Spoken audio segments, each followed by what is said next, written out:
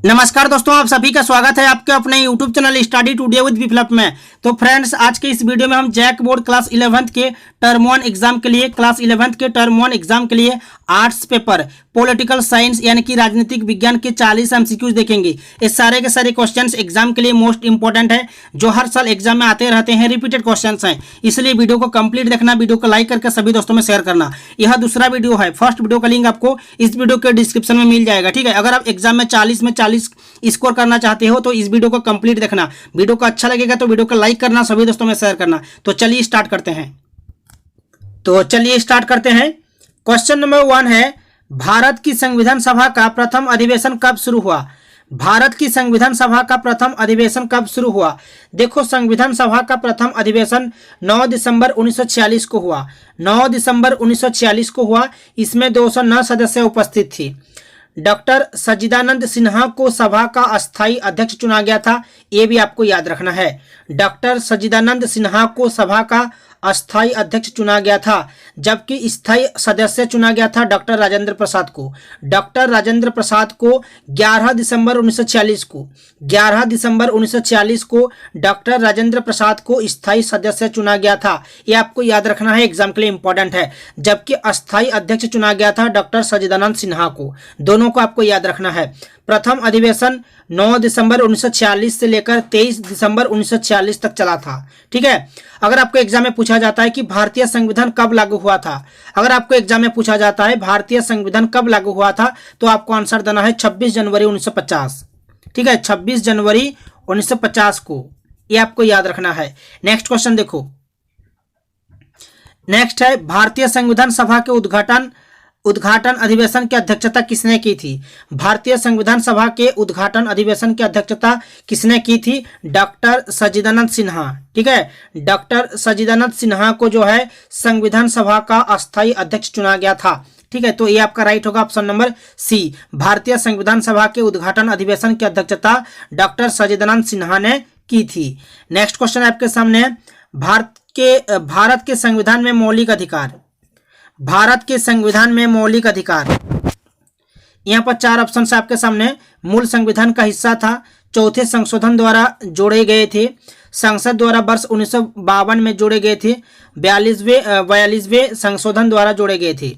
तो देखो, यहाँ पर आपका राइट आंसर हो जाएगा ऑप्शन नंबर ए। आपका राइट होगा, मूल संविधान का हिस्सा था। ठीक है, भारत के संविधान में मौलिक अधिकार जो है मूल संविधान का हिस्सा था, तो ऑप्शन नंबर ए आपका यहाँ पर राइट होगा। नेक्स्ट क्वेश्चन आपके सामने कि वर्तमान में भारतीय नागरिकों को कितने मौलिक अधिकार प्राप्त है? देखो, वर्तमान में संविधान के तृतीय भाग में 6 प्रकार के मौलिक अधिकारों का वर्णन है, तो ऑप्शन नंबर ए आपका यहाँ पर राइट होगा। नेक्स्ट क्वेश्चन आपके सामने कि एकल संक्रमणीय मत प्रणाली को किसने परिष्कृत किया?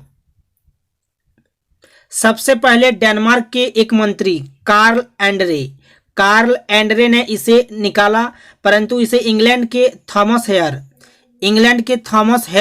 ने 1859 में जो है परिष्कृत किया। ये आपको याद रखना है, ऑप्शन नंबर डी आपका यहाँ पर राइट होगा, थॉमस हेयर। नेक्स्ट क्वेश्चन आपके सामने, वीडियो को लाइक करना और सभी दोस्तों में शेयर करना। सभी से रिक्वेस्ट है, वीडियो को लाइक करना है और सभी दोस्तों में शेयर करना है, ताकि सभी के पास यह वीडियो पहुंच सके। नेक्स्ट क्वेश्चन आपके सामने है कि छोटे छोटे दलों के लिए कौन सी प्रतिनिधित्व प्रणाली उपयुक्त होती है? छोटे छोटे दलों के लिए कौन सी प्रतिनिधित्व प्रणाली उपयुक्त होती है? तो इस क्वेश्चन का राइट आंसर हो जाएगा ऑप्शन नंबर सी, आनुपातिक प्रतिनिधित्व प्रणाली। ये आपको याद रखना है। नेक्स्ट आपके सामने कि किस संवैधानिक संशोधन के द्वारा भारत में मताधिकार की आयु 21 वर्ष से घटाकर 18 वर्ष कर दी गई? किस संवैधानिक संशोधन के द्वारा भारत में मताधिकार की आयु 21 वर्ष से घटाकर 18 वर्ष कर दी गई? तो आपको याद रखना है, यहाँ पर 1989 में संविधान के 61वें संशोधन के द्वारा मताधिकार की आयु 21 वर्ष से घटाकर 18 वर्ष कर दी गई। तो ये आपका राइट होगा, ऑप्शन नंबर ए।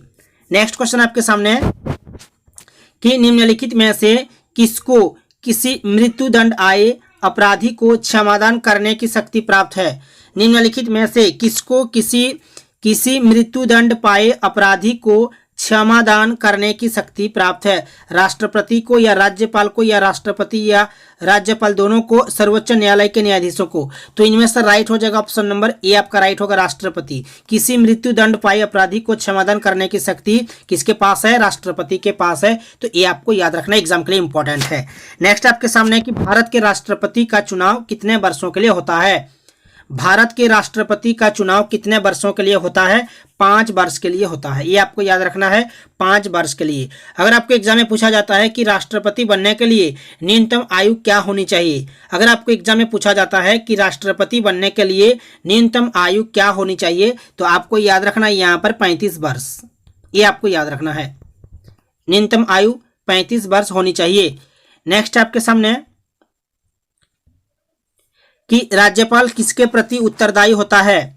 राज्यपाल किसके प्रति उत्तरदायी होता है? प्रधानमंत्री, राष्ट्रपति, विधानसभा या मुख्यमंत्री? तो आपका यहाँ पर राइट होगा, राष्ट्रपति हो जाएगा। ठीक है, राज्यपाल किसके प्रति उत्तरदायी होता है? आपका यहाँ पर राइट आंसर हो जाएगा राष्ट्रपति। ठीक है, ऑप्शन नंबर बी आपका यहाँ पर राइट होगा, राष्ट्रपति।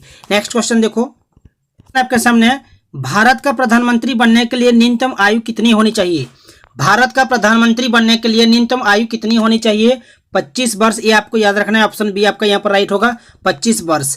नेक्स्ट क्वेश्चन आपके सामने कि भारत राज्यसभा को भंग करने का अधिकार किसे प्राप्त है?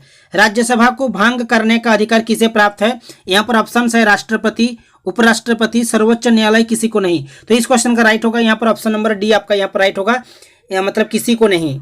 देखो, राज्यसभा स्थायी सदन है, राज्यसभा जो है स्थायी सदन है, इसे भंग नहीं किया जा सकता है। इसके सदस्यों के कार्यकाल जो है 6 वर्ष है, ये आपको याद रखना है। इसके सदस्यों का कार्यकाल 6 वर्ष है। ठीक है, राज्यसभा को भंग नहीं किया जा सकता क्योंकि राज्यसभा जो है स्थायी सदन है।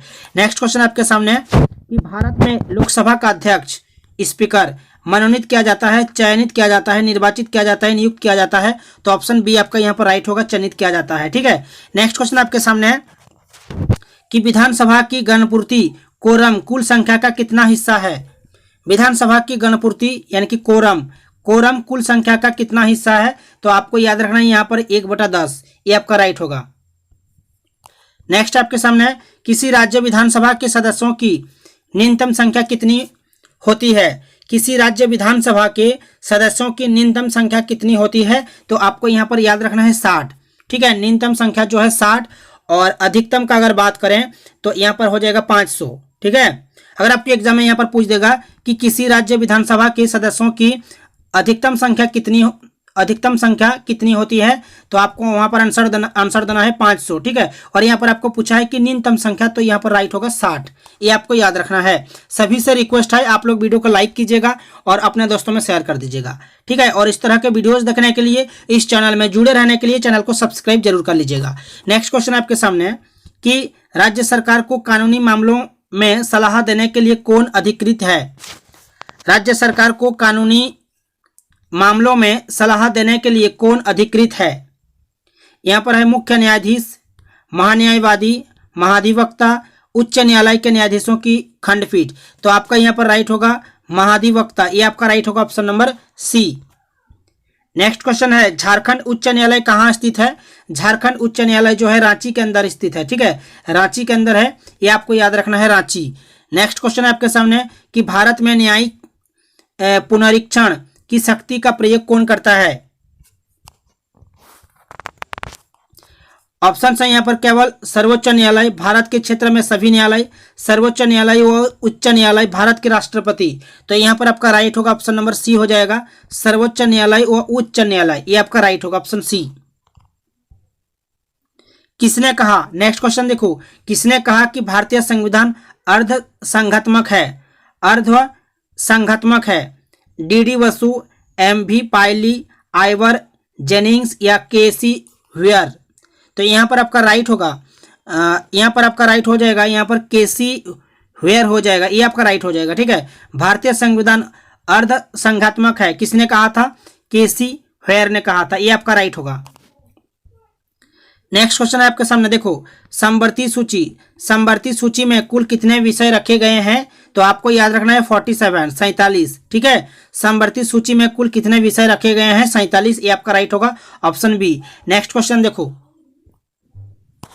नेक्स्ट क्वेश्चन है आपके सामने कि स्थानीय स्वशासन की सर्वोच्च व्याख्या, स्थानीय स्वशासन की सर्वोत्तम व्याख्या की जा सकती है, यह की जा सकती है कि वह एक उदाहरण है। ऑप्शन है यहाँ पर संघवाद की, लोकतांत्रिक विकेंद्रीकरण की, प्रशासकीय प्रयोजन की, प्रत्यक्ष लोकतंत्र की। तो आपका यहाँ पर राइट आंसर हो जाएगा ऑप्शन नंबर बी हो जाएगा, लोकतांत्रिक विकेंद्रीकरण की, ये आपका राइट होगा। नेक्स्ट क्वेश्चन आपके सामने कि ग्राम पंचायत की आय का स्रोत है। यहाँ पर ऑप्शन है भूमि व स्थानीय कर, मेला एवं बाजार कर, मृत्यु कर, मकान एवं पशु कर। तो आपका यहाँ पर राइट आंसर हो जाएगा मेला एवं बाजार कर, ये आपका राइट होगा ऑप्शन नंबर बी, मेला एवं बाजार कर जो है ग्राम पंचायत जो है लगा सकता है, ठीक है, कर लगा सकता है। देखो पंचायती राज व्यवस्था त्रिपटलीय है, सबसे नीचे ग्राम पंचायत है, बीच में हो गया आपका पंचायत समितियां और सबसे ऊपर जो है जिला परिषदें हैं, ठीक है। नेक्स्ट क्वेश्चन आपके सामने कि भारतीय संविधान भारत को वर्णित करता है। नेक्स्ट आपके सामने कि भारतीय संविधान भारत को वर्णित करता है एक अर्ध संघ, एक संघ, एक सहकारी संघ, राज्यों का संघ। तो आपका यहाँ पर राइट होगा राज्यों का संघ, ये आपका राइट हो जाएगा, ठीक है, ऑप्शन नंबर डी आपका यहाँ पर राइट होगा। वीडियो को लाइक करना और सभी दोस्तों में शेयर करना।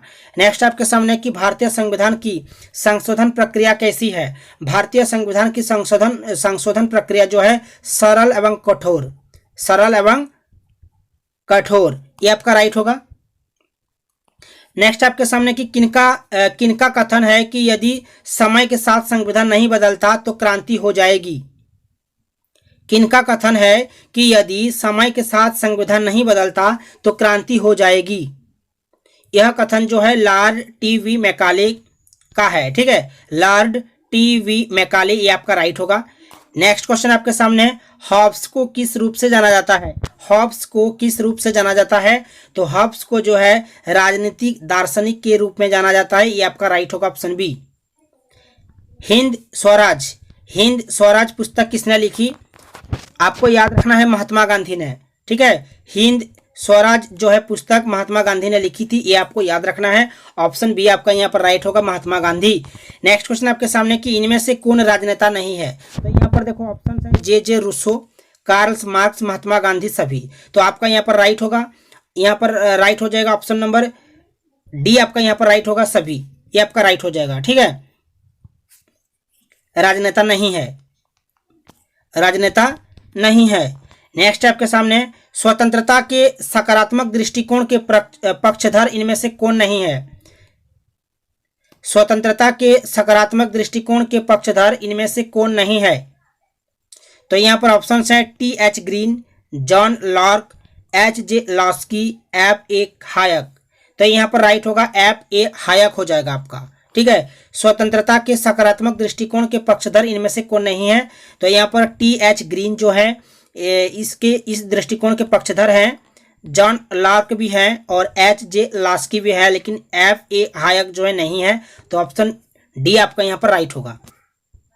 नेक्स्ट आपके सामने कि इनमें से किनका कथन है कि मनुष्य जन्म से स्वतंत्र है। मनुष्य जन्म से स्वतंत्र है किंतु वह हर जगह बेड़ियों में जकड़ा हुआ है। वह हर जगह बेड़ियों में जकड़ा हुआ है। यह कथन किसका है। यह कथन जे रूसो का है। ये आपको याद रखना है, जे रूसो। ऑप्शन डी आपका यहाँ पर राइट होगा, ठीक है। नेक्स्ट क्वेश्चन देखो। नेक्स्ट क्वेश्चन आपके सामने कि नारीवाद के अनुसार स्त्री पुरुष असमानता का कारक है। तो यहाँ पर राइट होगा आपका पितृसत्ता, ये आपका राइट होगा। नारीवाद का सिद्धांत स्त्री व पुरुष के समान अधिकारों का समर्थक है, ठीक है। नेक्स्ट क्वेश्चन आपके सामने 20वीं शताब्दी के किस एक महानतम व्यक्ति की आत्मकथा का शीर्षक लॉन्ग वॉक टू फ्रीडम है। लॉन्ग वॉक टू फ्रीडम है किस व्यक्ति की आत्मकथा का शीर्षक है। तो आपको याद रखना है नेल्सन मंडेला, ये आपका राइट होगा। 20वीं शताब्दी के किस एक महानतम व्यक्ति की आत्मकथा का शीर्षक लॉन्ग वॉक टू फ्रीडम है। तो आपको याद रखना है नेल्सन मंडेला, ये आपका राइट होगा।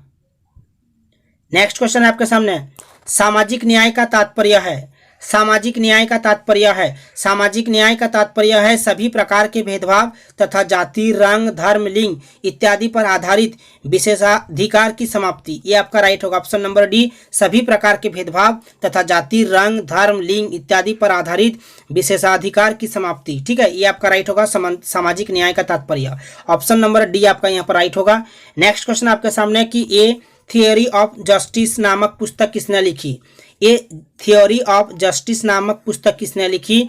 तो आपको यहाँ पर याद रखना है जॉन रॉल्स, ये आपको याद रखना है। ऑप्शन ए आपका यहाँ पर राइट होगा। जस्टिस शब्द लैटिन भाषा के जज शब्द से बना है जिसका अर्थ है, देखो न्याय को अंग्रेजी में जस्टिस कहा जाता है, ठीक है, न्याय को अंग्रेजी में जस्टिस कहा जाता है। जस्टिस शब्द जो है लैटिन भाषा के जज से बना है जिसका अर्थ है बांधना या बंधन, बांधना या बंधन। तो बांधना या बंधन ये आपका राइट होगा, ठीक है, ऑप्शन नंबर सी।